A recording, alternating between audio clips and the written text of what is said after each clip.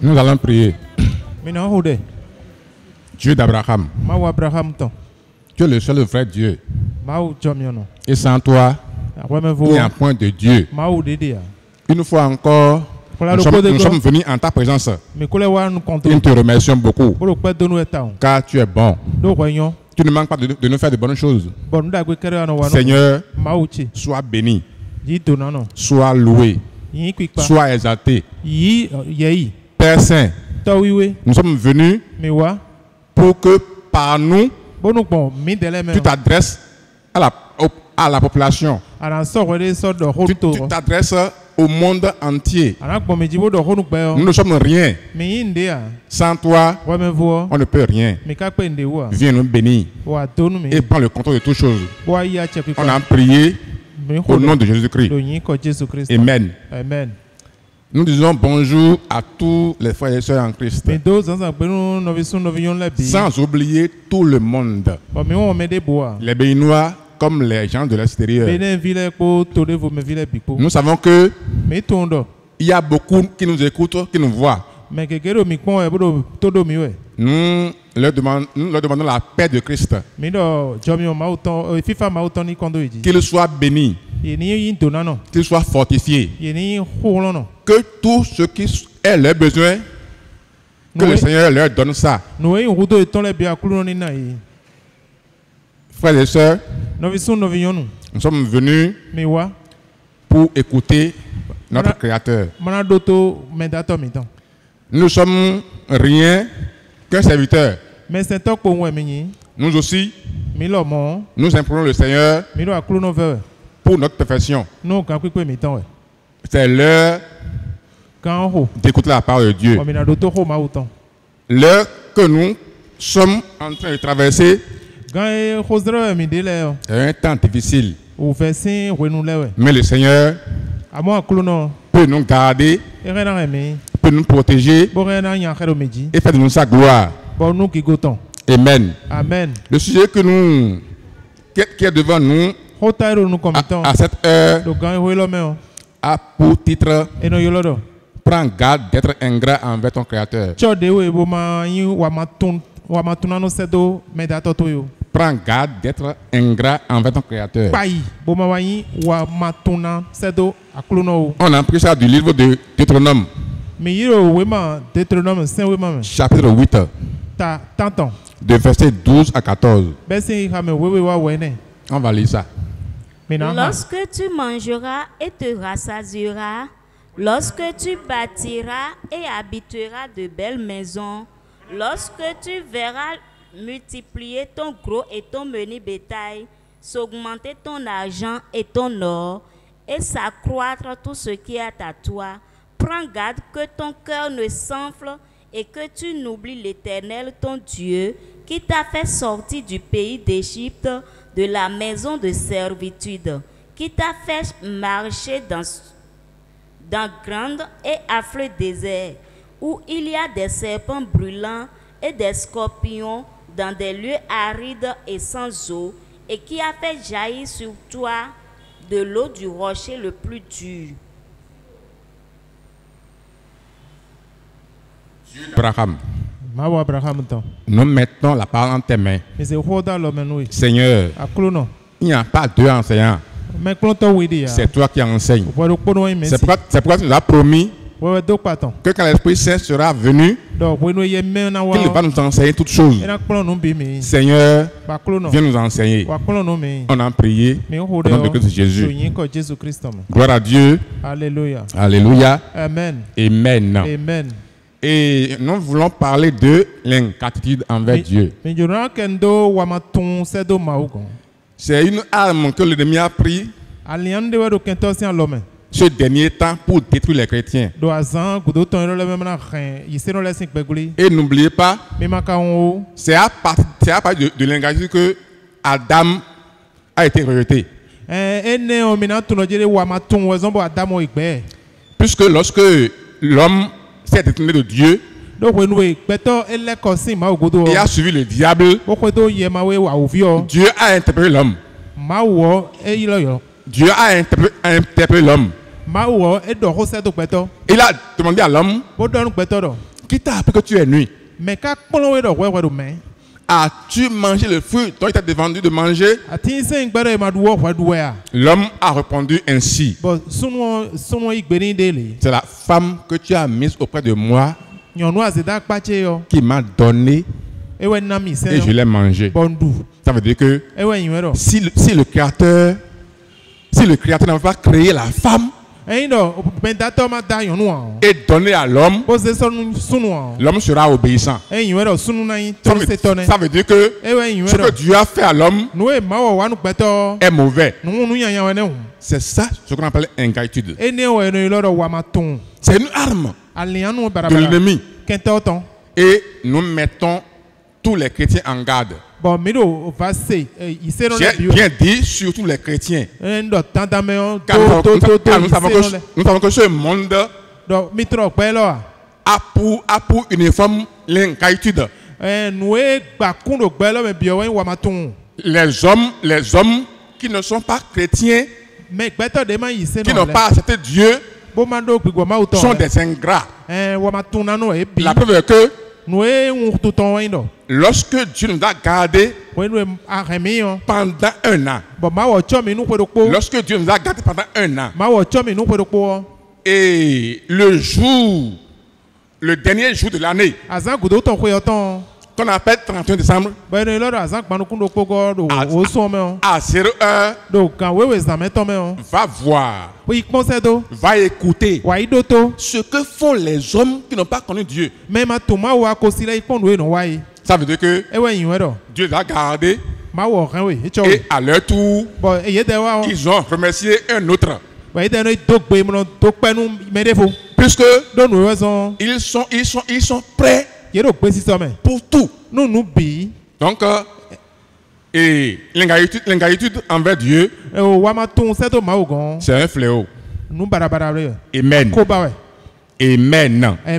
Amen. Amen. Et c'est ça qui embête nous les chrétiens aujourd'hui. Amen. Amen. C'est ça qui fait que nous les chrétiens, pour avoir une vie digne, de Christ, une vie qui glorifie Christ, c'est le fait d'être ingrat qui nous retarde. C'est le fait d'être ingrat qui fait que on n'est pas ce qu'on doit être. Amen. Amen. Amen. Amen. Être ingrat, c'est ne pas reconnaître les bienfaits de Dieu envers lui. Être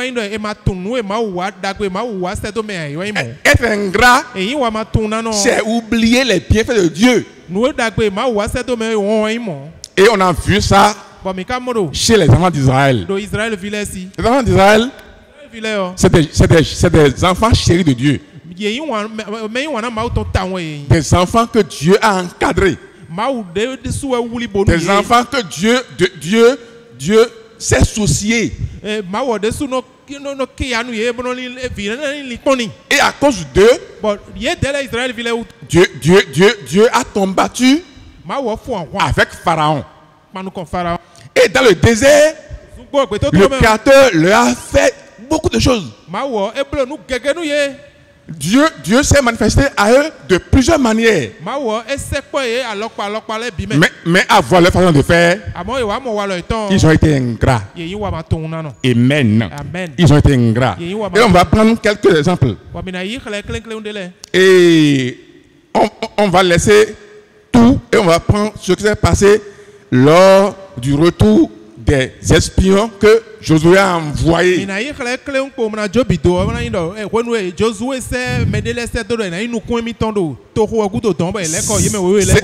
C'est le livre de Nombres. On ne veut pas beaucoup lire. Si vous voulez lire, vous allez commencer par vous allez lire Nombres 13. Vous allez voir ce qui s'est passé. Maintenant, nous, on va sauter et on va prendre le nombre 14. Maintenant, lorsque Josué a envoyé les espions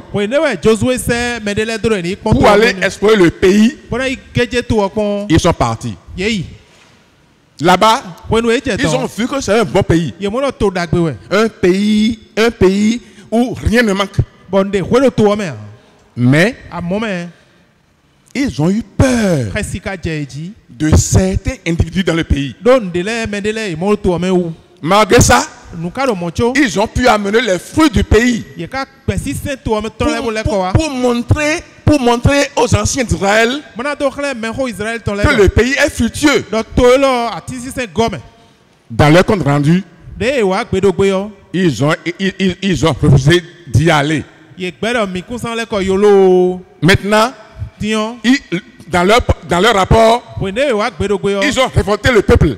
Et le peuple a voulu lapider Moïse et Aaron. Amen. Donc dans Nombre 14, on va commencer à partir du verset 11 pour voir un peu ce qui s'est passé. Et l'Éternel dit à Moïse, jusqu'à quand ce peuple me méprisera-t-il? Amen. Amen. Être un grand envers Dieu, c'est le mépriser. Parce que lorsque nous nous rendons compte, tu viens un peu en haut, tu viens un peu en haut. Tu viens un peu en haut. Toute l'assemblée parlait de les lapider. Non. C'est quel verset ça? C'est quel verset? Non. Tu viens, tu vas me lire d'abord le verset 6. Verset 6. Parmi ceux qui avaient exploré le pays, Josué, fils de Nun, et Caleb, fils de Jephné. Parmi ceux qui sont partis explorer le pays, il y avait Josué et Caleb. Les deux là, ce qu'ils ont dit est contraire à ce que les autres ont dit. Puisque les visions ne sont pas les mêmes. Les visions ne sont pas les mêmes. Josué et Caleb ont vu que notre Dieu est capable, quoi qu'en soit les obstacles, nous amener dans le pays. Mais les autres ont eu peur. Que dans le pays, il y a des enfants, d'Anak. Il y a des gens qui sont puissants. Il y a des géants qui vont nous détruire. Maintenant, Josué et Caleb est en train de les apaiser. Continue. Déchiraient leurs vêtements et parlaient ainsi à toute l'assemblée des enfants d'Israël. Lorsqu'ils ont fait et révolté le peuple, les deux là ont déchiré leurs vêtements. Et ils ont commencé par les implorer, se lamenter, leur demander de s'apaiser. Vas-y. Le pays que nous avons parcouru pour l'explorer est un pays très bon, excellent. C'est ça, vas-y. Si l'Éternel nous est favorable, il nous mènera dans ce pays et nous le donnera. Vas-y. C'est un pays où coule le lait et le miel. Oui. Seulement, ne soyez point rebelles contre l'Éternel et ne craignez point les gens de ce pays. Amen. Parce que Dieu a voulu qu'il monte, qu'il aille dans le pays. Donc, dire que nous n'irons pas, c'est être rebelle. C'est être rebelle. Donc, Josué, Caleb est en train de leur souligner que quand on fait ça, on sera un rebelle. Ne pas craindre les gens là de monter. Que le Seigneur sera avec nous. Bon, lorsqu'ils ont dit ça, car ils nous serviront de pâture. Vas-y. Ils n'ont plus d'ombrage pour les couvrir. Oui. L'Éternel est avec nous. Oui. Ne les craignez point. Amen. Continue. Toute l'assemblée parlait de les lapider. Maintenant, lorsqu'ils ont dit ça, l'assemblée n'est pas d'accord. Ils sont révoltés pour lapider Caleb et Josué. Maintenant, continue. Lorsque la gloire de l'Éternel apparut sur la tente d'assignation devant tous les enfants d'Israël, et l'Éternel dit à Moïse, maintenant Dieu s'est manifesté. Et Dieu a intervenu. Qu'est-ce que Dieu a dit? Jusqu'à quand ce peuple me méprisera-t-il? Jusqu'à quand ne croira-t-il pas en moi? Être ingrat envers Dieu, c'est être un incrédule. Celui quiconque est ingrat envers Dieu est incrédule. Continue. Malgré tous les prodiges que j'ai faits au milieu de lui. Donc Dieu s'est rappelé des bienfaits qu'il leur a fait. Amen. Amen. Amen. Amen. Donc mon frère, ma soeur, tous ceux qui m'écoutent, les bienfaits que Dieu te fait là, il ne faut pas les oublier. Les biens que Dieu te fait, les bienfaits de Dieu envers toi, il faut les garder avec toi. Il ne faut pas les oublier. Quand tu les oublies, tu seras toujours ingrat. Tu seras toujours ingrat. Les enfants d'Israël, ils ont oublié les prodiges, les miracles, les choses remarquables que Dieu leur a fait. Et ils ont été ingrats. Amen. Amen. Amen. Amen. L'ingratitude là, ça occasionne le péché. Quand on est ingrat, on est asservi au péché. Quand on est ingrat, on est esclave du péché. C'est pourquoi, sois reconnaissant. Sois reconnaissant. Ne sois pas ingrat. Amen. Amen. Amen. Amen. C'est le fait de ne pas être ingrat. C'est le fait de ne pas être ingrat. C'est le fait de ne pas être ingrat. C'est ça qui a fait que Joseph a vaincu l'ennemi. Le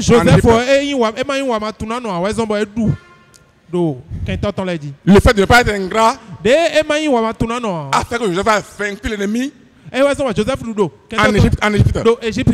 Amen. Amen. Dans Genèse 39 là, si vous lisez bien, vous verrez que Joseph a été tenté. Amen. Amen. Amen. Amen. Comme ceux-ci aussi ont été tentés. Puisque c'est une tentation de voir un autre plus géant que leur Dieu. Amen. Amen. Amen. C'est une tentation de voir qu'un autre est plus puissant, plus redoutable que mon Dieu. Si je connais mon Dieu, et si je me rappelle de ses bienfaits, de ses miracles, de ses prodiges, je n'aurai peur devant quiconque. Amen. Amen. Donc Joseph, dans la tentation, il s'est rappelé des bienfaits de Dieu. Il a vu que c'est son Dieu qui a fait que il est encore vivant. Sinon, ses frères allaient le tuer. Puisque ses frères l'ont jeté dans la fosse. Et c'est Dieu qui a permis à ce que un jour, quelqu'un est venu acheter Joseph comme esclave. Et il l'a amené en Égypte. Je n'ai pas vu que en Égypte, je n'ai pas vu que dans le pays d'Égypte, c'est Dieu qui a fait que Potiphar est venu l'acheter. Et dans la main de Potiphar, Dieu lui a donné une bonne place. Et il est à l'aise. Joseph a noté ça. Joseph n'a pas oublié ça là. Amen. Amen. Amen. Amen. C'est ça là qui a fait que le jour que Joseph est tenté, il a été clair.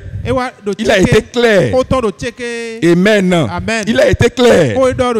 Et il a résisté devant la tentation. Il est devenu vainqueur. Si tu n'oublies pas les bienfaits de Dieu, si tu n'es pas ingrat, tu seras toujours vainqueur. Amen. Amen. Vas-y, à le verset 7. Genèse 39, verset 7. Genèse 39, verset 7. Après ces choses, il arriva que la femme de son maître porta les yeux sur Joseph et dit, couche avec moi.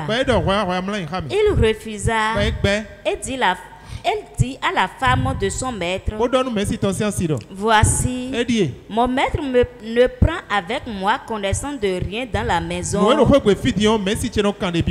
Et il a remis entre mes mains tout ce qui lui appartient. Il n'est pas plus grand que moi dans cette maison. Et il ne m'a rien interdit. Acceptez-toi parce que tu es sa femme. Amen. Amen. Amen. Amen. Vas-y. Comment ferais-je un aussi grand mal et pécherais-je contre Dieu? Amen. Amen. Amen. Amen. David a fait deux choses là.